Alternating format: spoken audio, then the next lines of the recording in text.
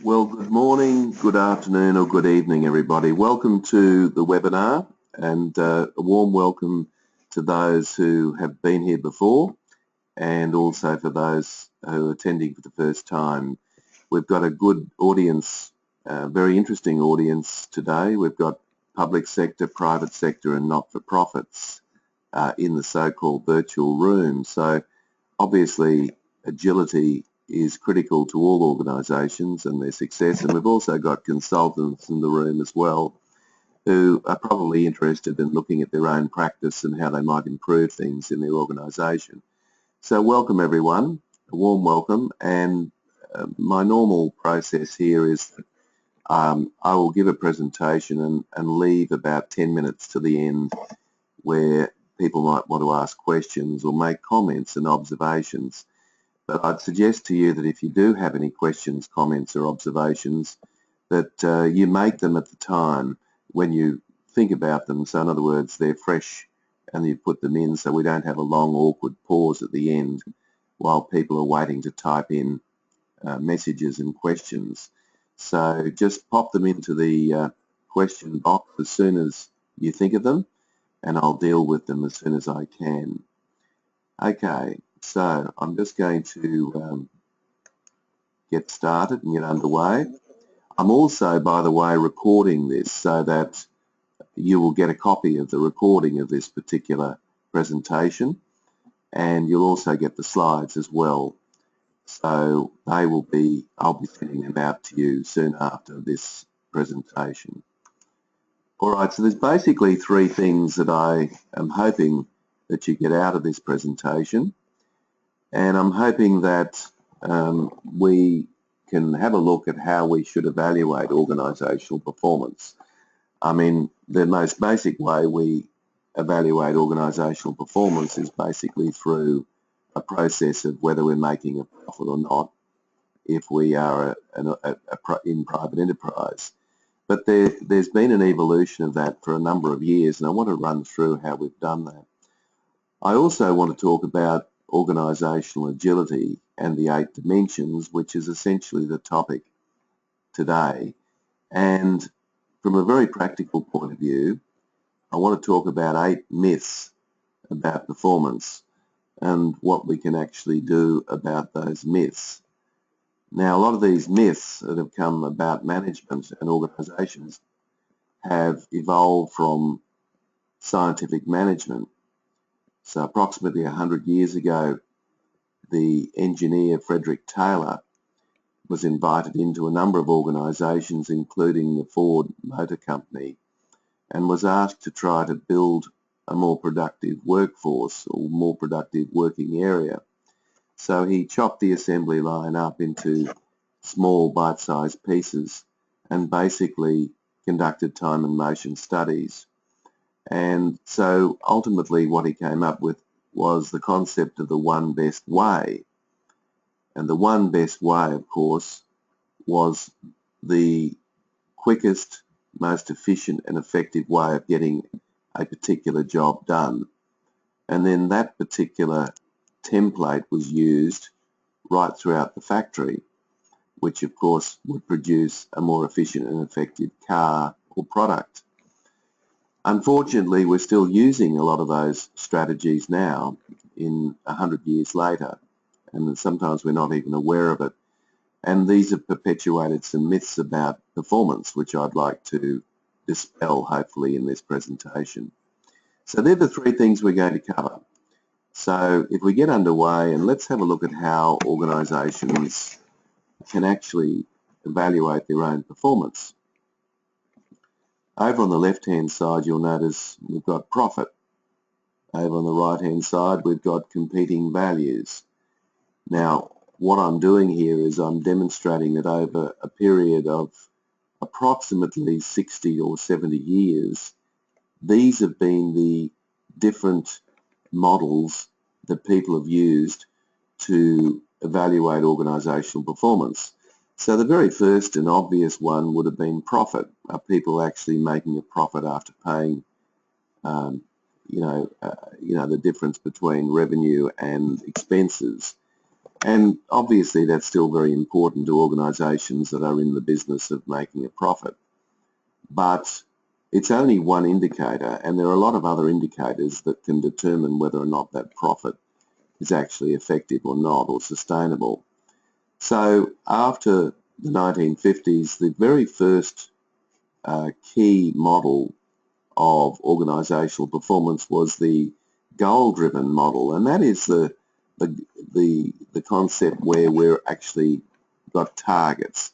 We're aiming to achieve targets. And of course later on this was called management by objectives. So organisations would set themselves objectives and aim to meet those objectives. Great concept because it gave us an outcome, but of course what happened was any which way we can get to that goal was of course applicable, because all we were about was trying to achieve a goal. Then we moved into a systems approach, and the systems approach was very much the opposite of the goal approach. This was about looking at the systems and processes that we actually had internally, and by doing that, if the argument was if we had the very best systems, then the outcome would take care of itself, and we understood that the organisation was a variety of systems.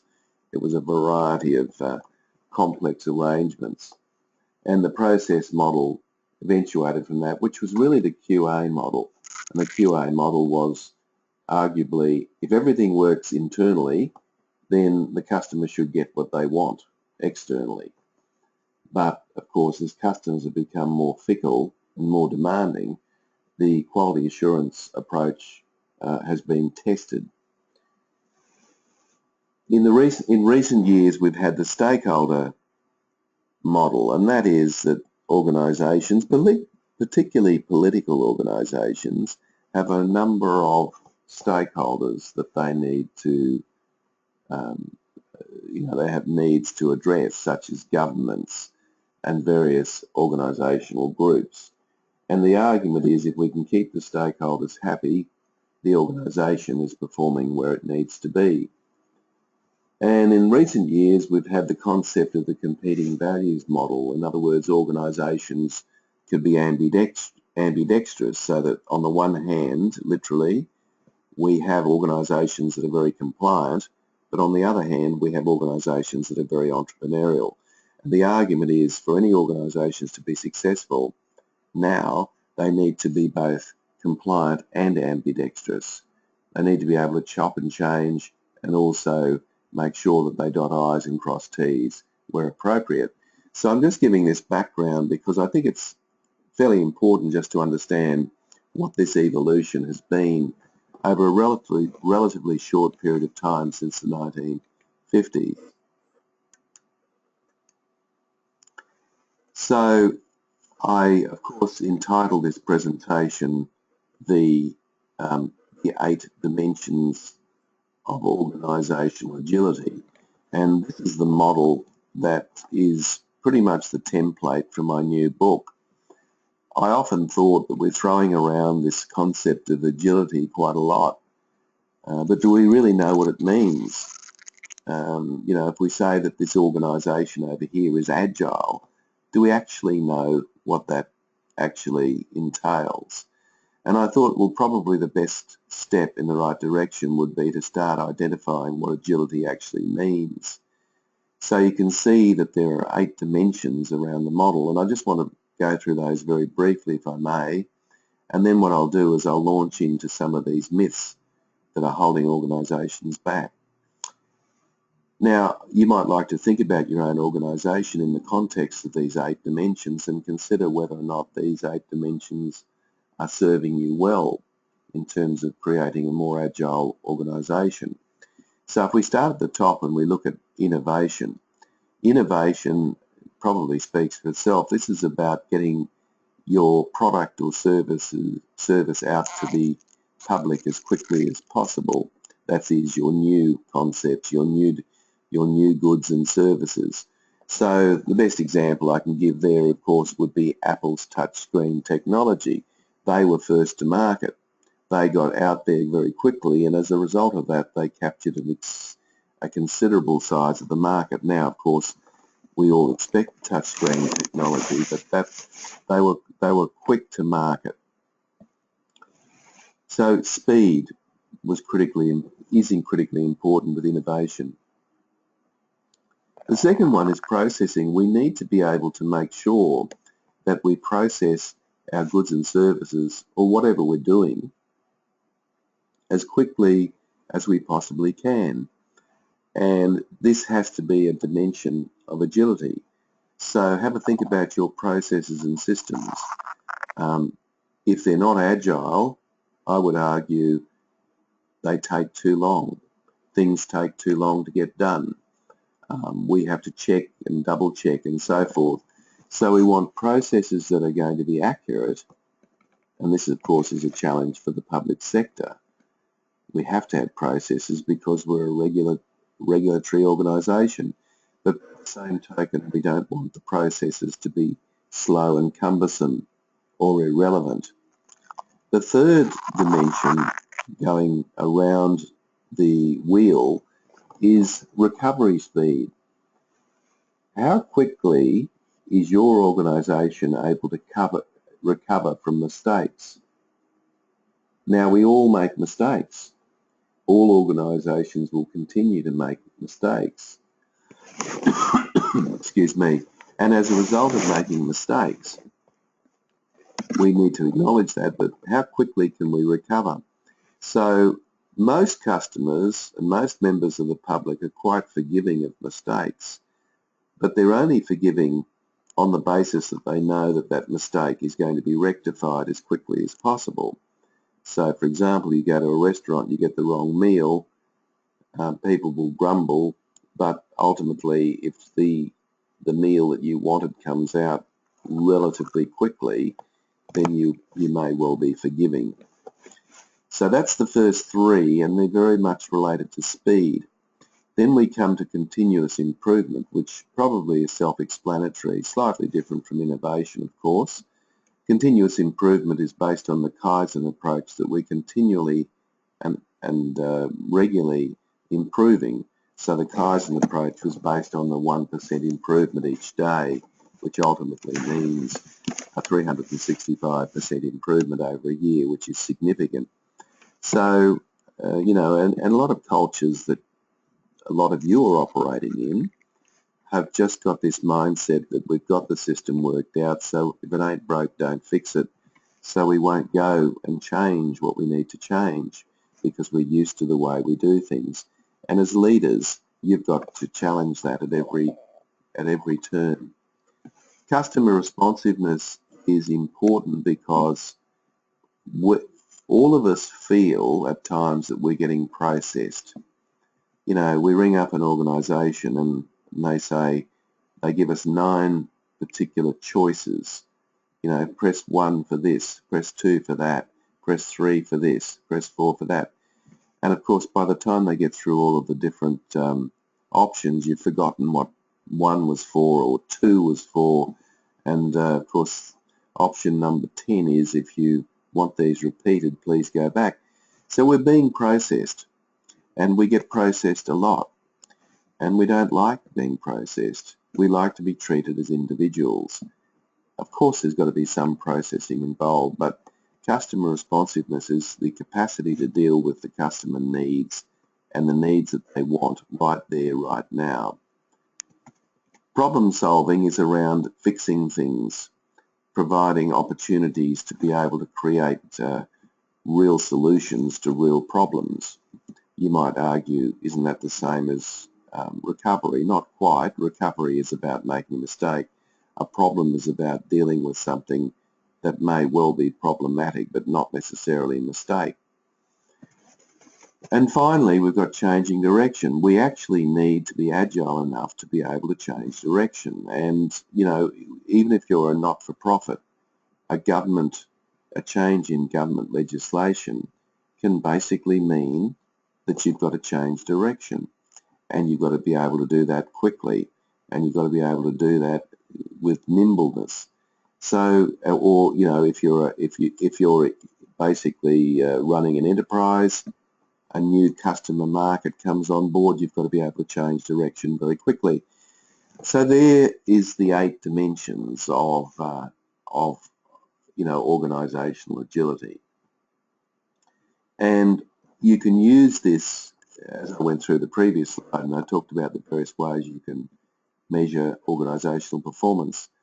One of the things you can do now is you can start to go back to your organisation and actually start to measure whether or not you're doing those things and you're doing those things effectively. So I'll come back and talk about those a little bit further in the presentation. We'll keep moving on. So what I want to do now is cover these 8 myths. So what are the things that are actually getting in the way of us accelerating our performance in organisations? And I think I'm going to be a little bit provocative here, and I think some of you are probably going to say, well, hang on a minute, that's not a myth. I believe that. Like all things, there's an element of truth to each of these 8 myths, so they're not completely nonsensical, but the trouble is we rely too much on them to a point where they don't become very relevant.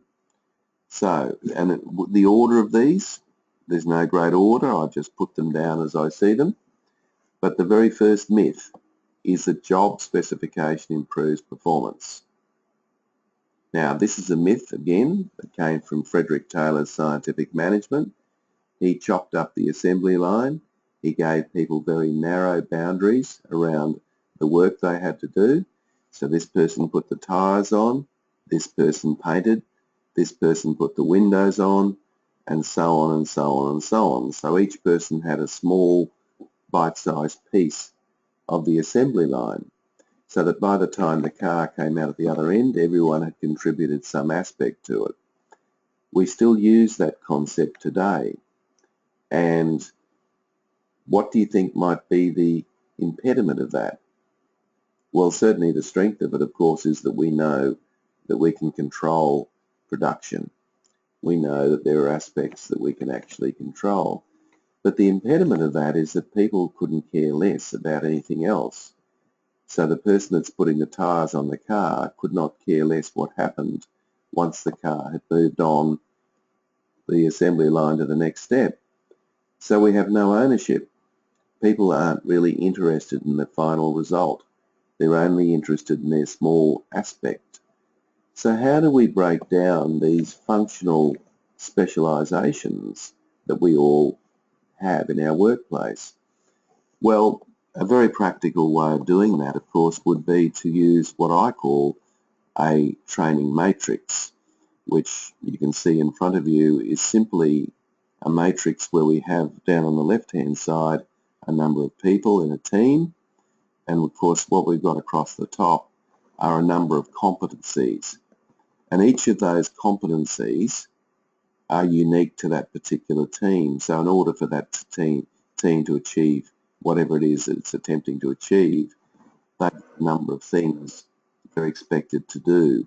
In this case, 9. So you can put anything in there that's applicable to the team.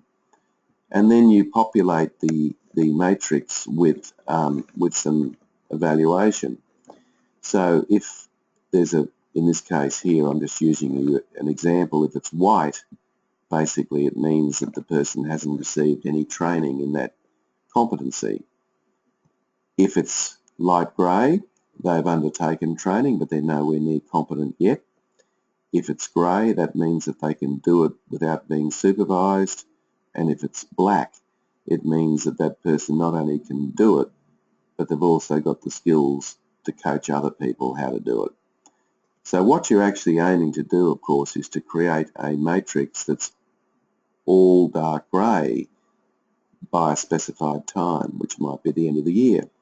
So by doing that, of course, you are achieving what we call a cross-functional team. Basically, everybody in the team can do everybody else's specialty. Now, not everything, of course, is open to be specialised. Not everything is open to be cross-functionally, applied in the matrix. But even if you looked at 4 or 5 things in the team, that may need cross-functional training, it would be a good place to start. You'll find this works remarkably well. I've used this in blue-collar environments and white-collar environments, and it works extremely well, particularly if it's visual and left somewhere where people can see it. And you can imagine how useful this is for the leader.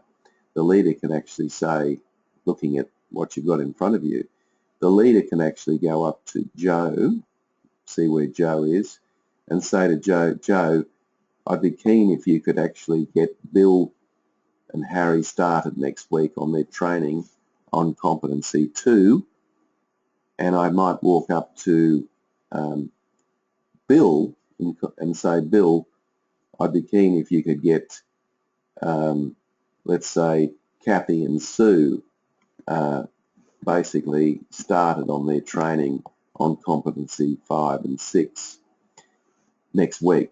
So in other words, it can focus the leader, it can focus the people in the team, it can create an evaluation of what people can do, and once it's been done in a department or a team, you then apply this across the organisation. So it's a very simple concept, but nevertheless very powerful. So you might want to think about how that might apply in a particular workplace.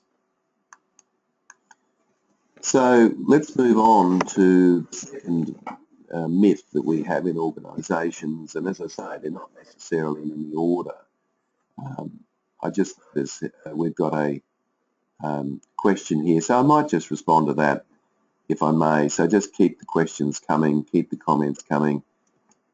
And you're asking a question here. You're saying, Tim, you've shown 7 items around the circle. Are you counting agility as the 8th, the combined one? Yeah, exactly. The argument there, Anne, is that if you have all of those items happening in your workplace, the argument is they all add up to what we'd call an agile workplace. If, on the other hand, one of those was missing, then clearly there's work to do, and perhaps you might say we're less agile than we should be. And all organisations will have their own particular issue around that. So yes, thanks for the question, Anne. So yes, it's a combination of all of those factors. Okay, moving on to myth number 2, have a think about this one. Quality systems and processes guarantee good outcomes. Well, the whole McDonald's franchise system is based on this. And again, if you go back to Frederick Taylor and scientific management, Frederick Taylor would argue that if we have a very clear and robust way of doing something where there's no margin for error, then the result will be predictable. But more than that, the result will be what the customer wants. Now, if you're producing cars, I guess that's true. And I guess if you're producing hamburgers, which is the McDonald's model, I guess that's true. But in this day and age, there's far more complexity. And as a result of that, quality systems is only part of the picture. We also need to make sure that we are also addressing the needs of the customer at the other end as well. So just having a QA system in place, which most of us have in place, is not going to guarantee customer success. So it's a myth. It's certainly a good starting point, but it's certainly not the be-all and end-all. So the idea is that we've got to also understand that there are variations in customer needs. There are customers will have a variety of different needs that they once didn't have. So I think we need to think about this, that just because we've got a quality assurance system in place doesn't necessarily mean that we're giving the customer exactly what they want. It's true to say that, you know, the licenses of a McDonald's franchise cost over $1 million. And one of the reasons, of course, that people purchase those franchises is because they're buying a system. They're buying a quality assurance system, and they know that if they buy that system, they can produce a product that people will pay for. And that's true. But the problem with those sorts of organisations is when the environment changes, they become less flexible. For example, when the health food movement came into play in a serious way in the last decade, McDonald's was very slow to change. They didn't respond quickly. They weren't agile because they were so reliant on this myth that quality systems and processes guarantee good results.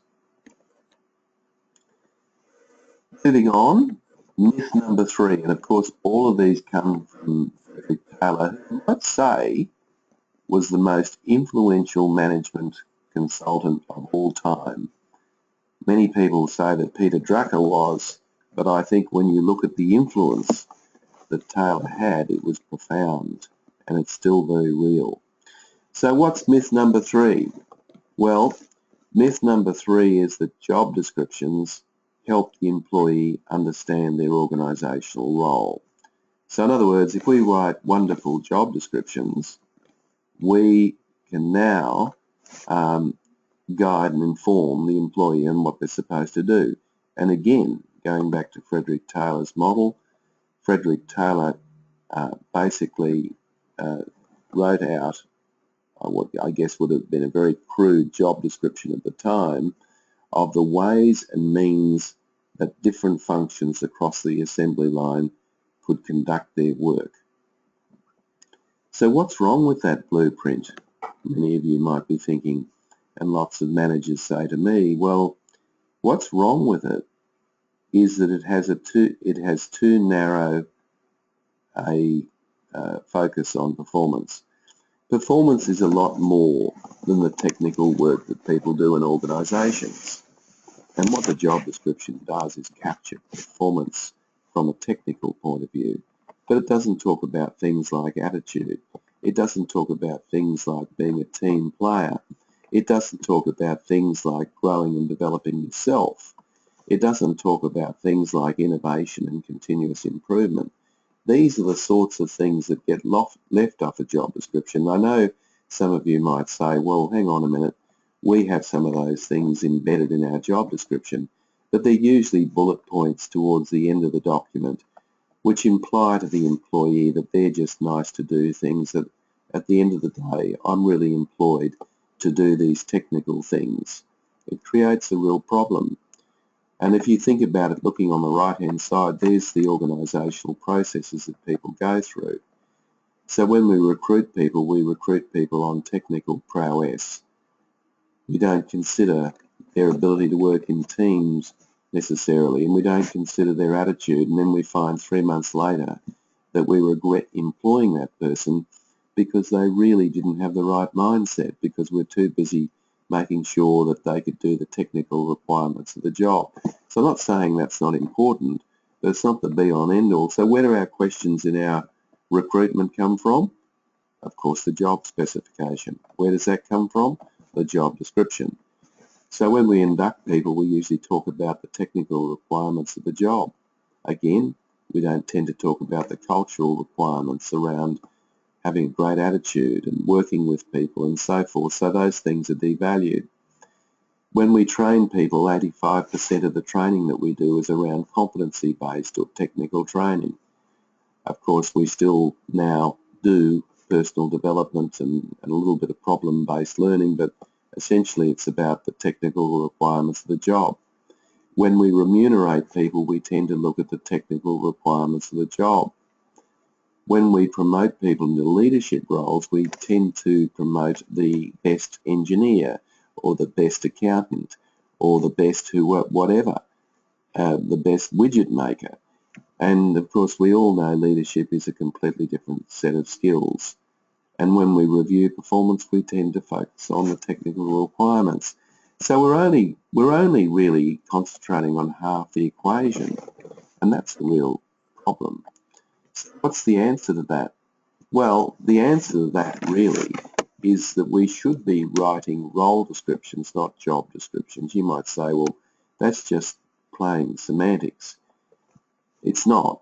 If you look at this diagram here in front of you, over on the left-hand side, you've got a job role, which has a series of key result areas, which has a series of competencies, which ends up having a series of key performance indicators. All of that information is captured in a work document called a job description. But on the right-hand side, we have things that are non-job roles that people play. And I've identified a number of those in my book, The End of the Job Description. And these are the 4 that I think are critically important to every single organisation.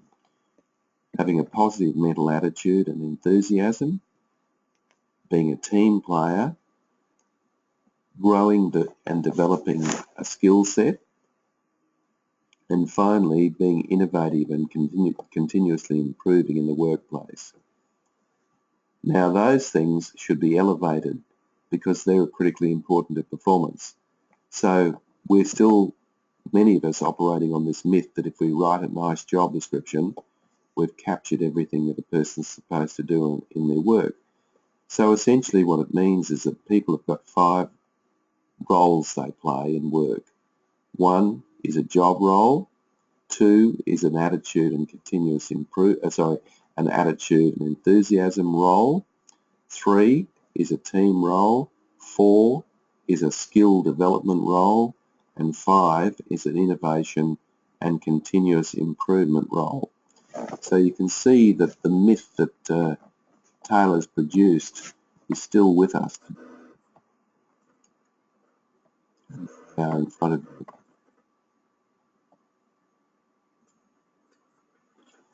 Right, what's myth number 4? Moving right along. Okay, let's have a look. So myth number 4 is the myth that businesses, and when I say businesses, it could be anything, business is organised best around functions.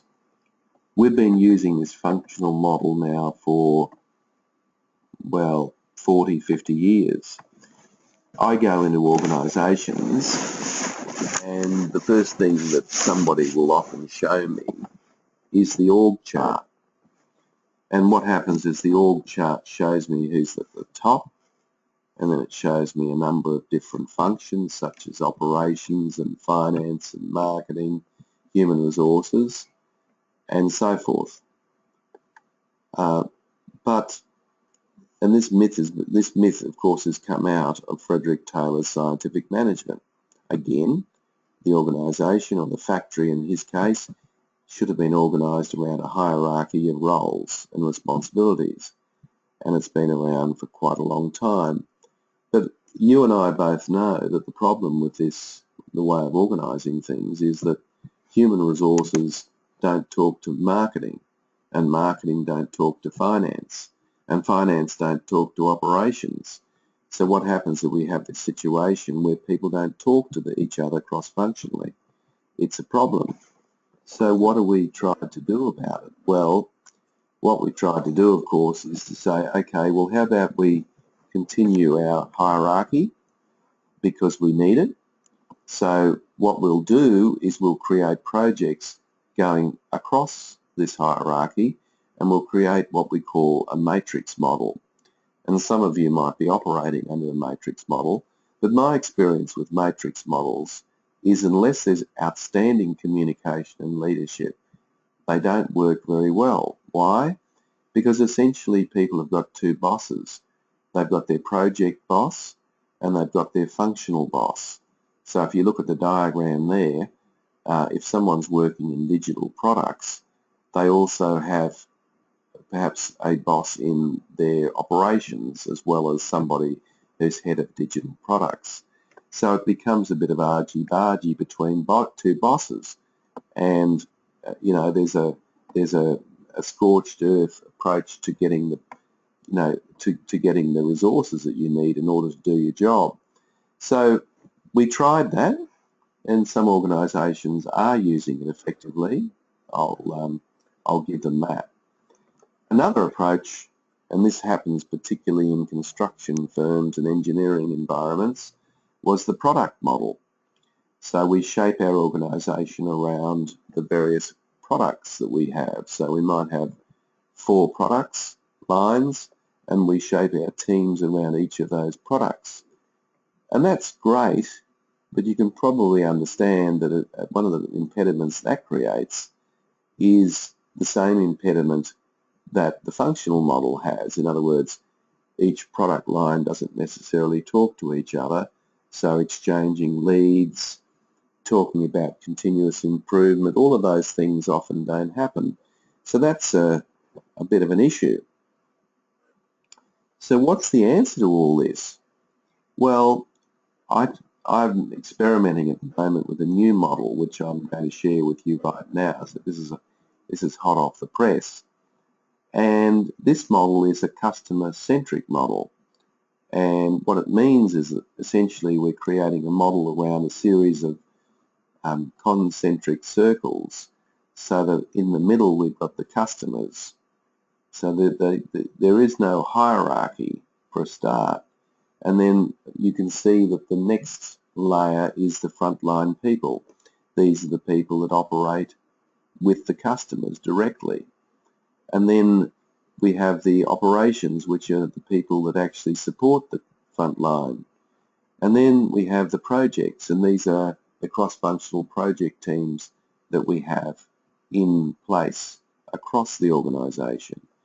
And finally, we have the strategic layer, which is the management layer. This is the senior management. And you'll notice there's a series of dotted lines in there. The dotted lines are really there to depict the functions in the organisation. So I still acknowledge that functions are important, but I'm actually depicting those as dotted lines so that they don't become the be-all and end-all and dominate the whole organisation. So you might want to experiment with that and start thinking to yourself, well, if we want to create a more agile organisation, wouldn't it make sense to make the customer the centre of everything and really in a genuine way do that, not just make that rhetoric? And then let's start thinking about all of the different layers that go into play there. So it might be a bit of a mindset shift for you to make a change there, but I think you'll find they can be highly effective. All right, so moving right along, keep the questions coming, guys. Keep the comments coming because we'll address those towards the end. So let's move on to the next major myth. So the next major myth is that a satisfied employee is a productive employee. Now, again, let's go back to Frederick Taylor. What was Frederick Taylor trying to do in the factory? Basically, he was wanting to pay people a fair day's wage for a fair day's work, and basically simplifying people's jobs so that people would be satisfied and not just walk out. Now, we're still doing that today, aren't we? We are still paying people, giving people a few perks, and we're wondering why we're not getting engagement. And one of the reasons we're not getting people engaged is that we're still using the old concept of the carrot and the stick. All right, so we're using reward and punishment. So here are the rewards we'll give you, and if you don't meet these rewards, here's the punishment you'll get. Now, Daniel Pink addresses this in one of his books, and he makes a very good point.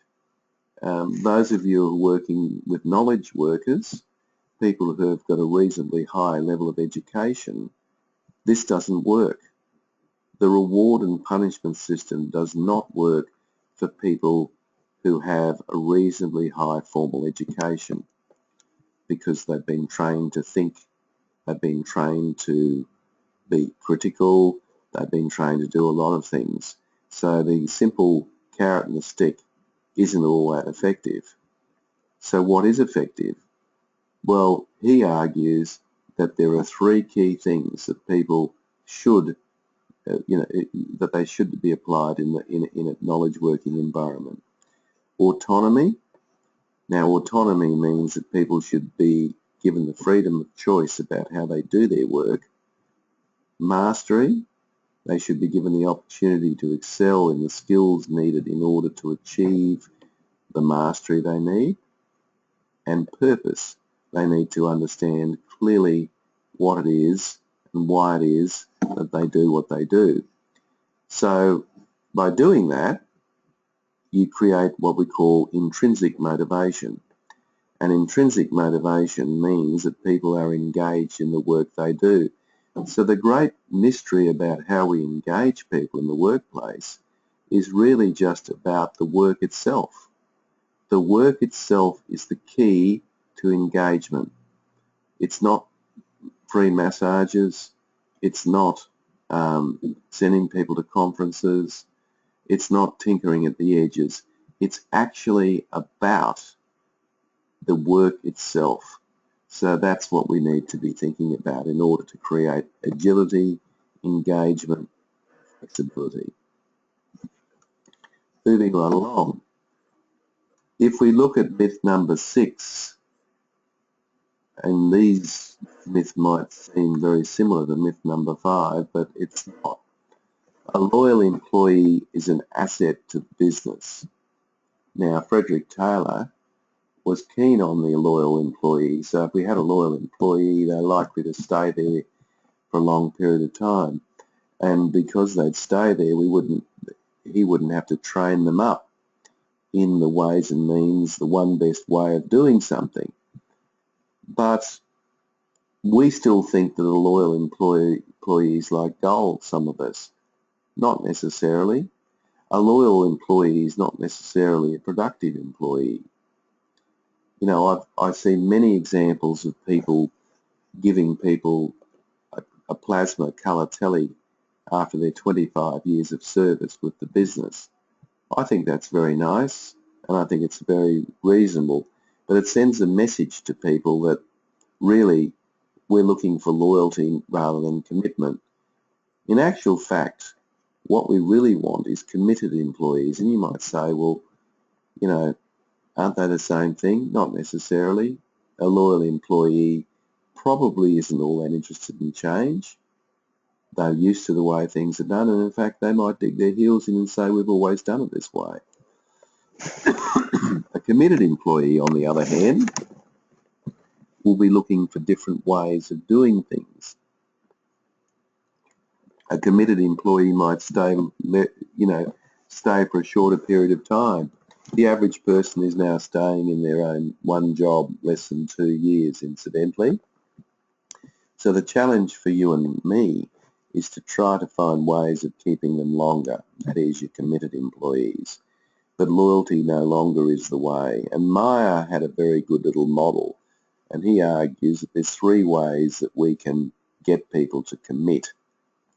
We can get people to commit by giving them a desire to stay. In other words, they believe in the cause. And the wonderful news for those of you in the not-for-profit sector probably can generate this a lot easier because people are working for you because they believe in the cause. They believe in what you're doing. In a business, it's slightly different. We've got to actually articulate what it is that we do and how it is that we benefit the customer. Another particular way of engineering a sense of commitment is to create a situation where it's costly to leave. So this might be superannuation, it might be the fact that people will lose their friends, you know, a lot of their friends because they've created a lot of friendship with their organisation. And another form of commitment is a sense of obligation. So people might fund people's tertiary education, for example, and on that basis the person feels a sense of obligation to stay in the organisation longer, albeit at least until they finish their MBA or whatever it might be. So you can actually create that sense of commitment in employees, but this notion that a loyal employee is the be-all and end-all is nonsense, and we should really debunk that. Okay, moving right along. Myth number 7. Well, myth number 7 is that and I kind of covered this when I talked about job descriptions, but let's talk about it a bit further. Myth number 7 is that a technically superior workforce is a pathway to a high-performing business. Not necessarily. Of course, technical know-how and skills is important. No one's going to deny that. But it's not the be-all and end-all. We actually need people to be more than technically superior. Yes, it's a baseline, and yes, we want to recruit people who've got technical skills, of course, but that's not going to make you an agile organisation, nor a productive organisation anymore. It might have once before. But there's three types of learning that we need to implement in our L&D programs, and these are job-centred, which clearly is technical. So yes, of course, we've got to continue the competency-based programs we implement in workplaces, but let's not assume that they're the be-all and end-all. One of the reasons they're very popular, of course, is we can get a big return on investment very quickly. Someone goes off to a competency-based training program, they come back to the workplace, and they're very successful because they can implement those skills immediately. However, there are two other dimensions I'd basically alert you to. One's a person-centered, that is, if we work hard on the person, they'll ultimately become good at what they do. So it's based on a different premise.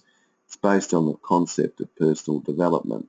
By developing people, the assumption is they ultimately will become good workers. And of course that's been quite popular now for the last 25 years, and so it should be. So I would argue we should continue with our personal-centered approach to L&D, learning and development, and one that's sadly neglected, and it's quite a puzzlement to me as to why it's the case, is the problem-centered approach. Why don't we teach people to solve problems? Why aren't we teaching people to think laterally? Why aren't we teaching people to think outside the box? We actually do the opposite. We're teaching people to think inside the box. Think Frederick Taylor again. And this is the problem, that every single day, you and I and everybody you work with will continually come up with a constant stream of unique propositions that we've never come up with before, and that'll continue. So we need to spend a third of our budget on L&D on job-centered training, a third of our budget on person-centered training, and a third of our budget on problem-centered training. So think along those lines and you'll create agility without a doubt. All right, moving right along. Number 8. Number 8 is, the myth is, employees can't be trusted with sensitive information. Well, some can't, I have no doubt, but most can.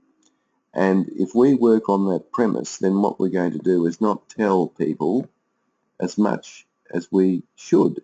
We will have secret meetings, management will hoard information, they will be fearful that an employee will run to the union and point out some information, or they might go to the press if it's a politically sensitive organisation. So what management does is they decide not to tell people much. And this is a serious problem in workplaces, and yet we expect people to have the same perspective as management. It ain't going to happen. I call this the initiative paradox.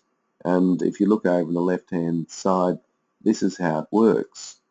The initiative paradox works like this. What happens is that the leader wants people to show initiative, okay? If you're a manager in this particular broadcast, you want the people that work for you to show initiative. True? I'd be surprised if you didn't. And guess what? The actual employees themselves also want to show initiative. So we're all on the same page to start with. And you may then invite initiative. So you'll have a meeting and you'll say to your people, I want you to show initiative. And perhaps you'll even go further than that and say, I want you to show initiative in this and this area. And what happens is the employee sits back in their chair and they think to themselves, I don't think my manager's being fair dinkum about this. I reckon they attended one of Tim Baker's broadcasts. I reckon they learnt this in their MBA class. And I'm just going to sit back and wait because I don't reckon my manager's serious about this. And you know what? The manager then says, hey, this isn't working. What Tim Baker's saying is not real. What I learnt in the MBA class is too theoretical. People are not showing initiative, so what I'm going to do is I'm going to jump in and fill the void. And guess what? Your employees sit back and say, aha, I knew it. I knew my manager wasn't fair dinkum. And this is called the initiative paradox. It's like a dog chasing its own tail, around and around. It never arrives. So you can see that the problem is that managers aren't sharing enough information to allow employees to have the same perspective as the manager, to allow them to come to the same conclusions as manager, to allow them to think like a manager, because we're based on this myth that employees can't be trusted. And again, Frederick Taylor had the view that the people in the factory only needed to know what they needed to know. They didn't need to know anything else. So they just drip-fed the factory workers with enough information to allow them to do their job. But of course, in this day and age, it's a lot more complex than that. So guys, that's the 8 myths. And you can see that there are remedies for each of those myths. And you might like to think in your own workplace, which of those myths are more real than others, because I'm sure they're there.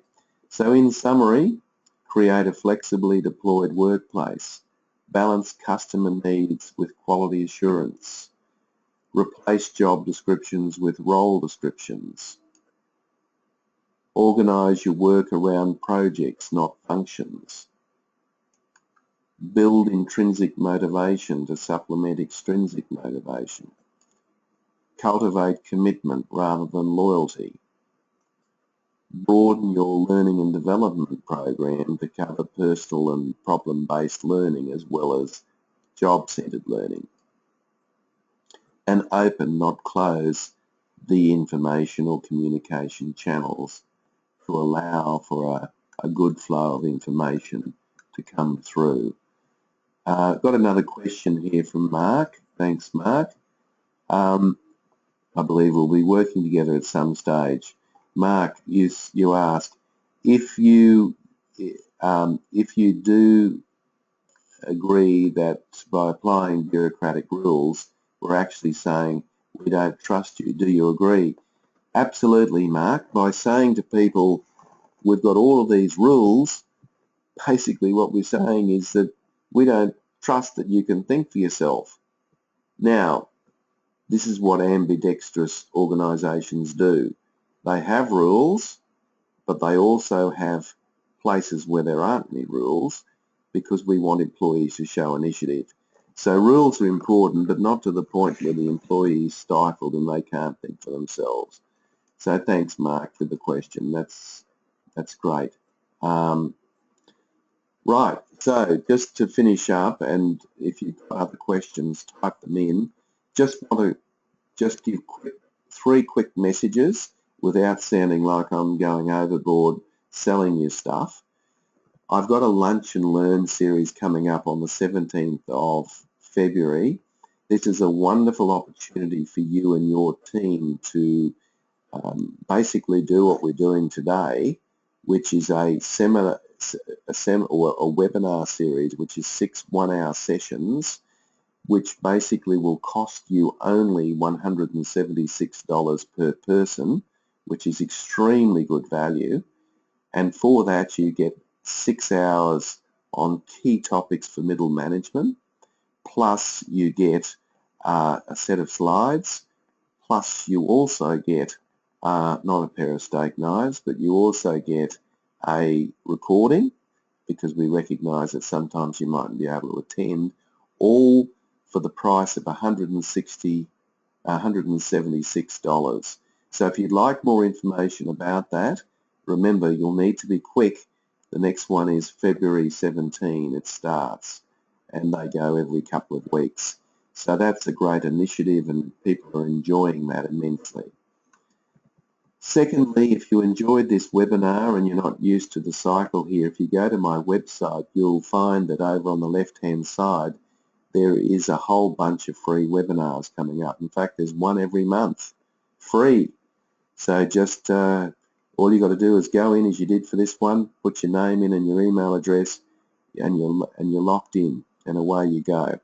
So just pick the ones that interest you. That's not difficult to do.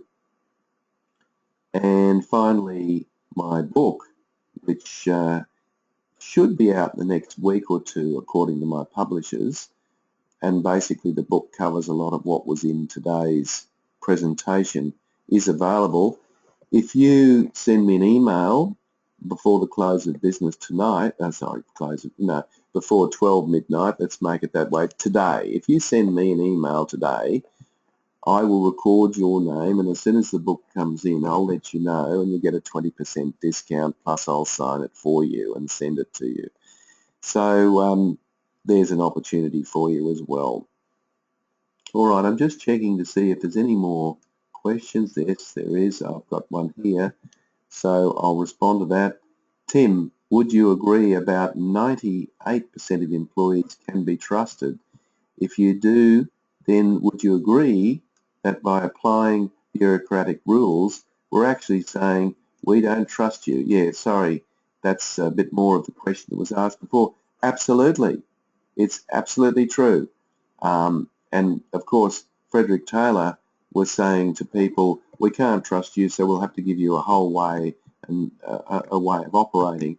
And essentially, we're still working on that paradigm 100 years later, which is very interesting. Guys, that looks like all I've got at this stage. If you can think of other questions, by all means, send them to me at tim@winnersatwork.com.au.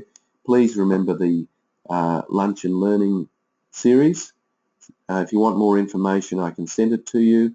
By all means, enroll in some of the free webinars. And if you'd like a copy of my new book, 20% discount if you get in early. Thank you, guys. Thanks for those loyal people that keep coming back. Obviously, I must be doing something right, which is great and reassuring. And I'll see you at the next one. Thank you. All the best. Goodbye.